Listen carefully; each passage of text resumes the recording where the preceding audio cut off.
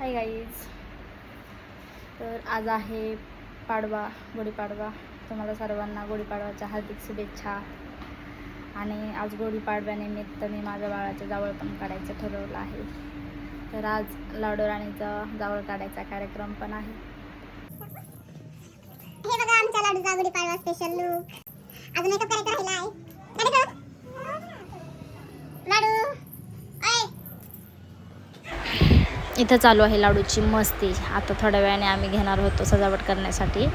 तर इथं सजावट करण्यासाठी घेतलेलं आहे. इथं सजावट करावं म्हटलं थोडंसं, तर मुलींची नुसती मध्ये मध्ये करतच होत्या. पण त्यांच्या मध्ये करण्यामुळे माझं काम पण थोडंसं पटकन झालं आणि छान झालं. तर असं काही फायनल असं डेकोरेशन सजावट झालेली होती.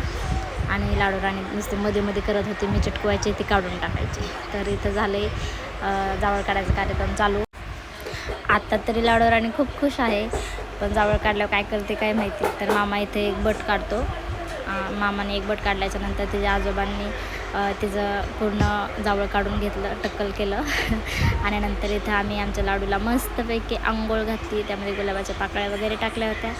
लाडू पण हे बघून खुश झाली आणि हे सगळं ती एन्जॉय करत होती.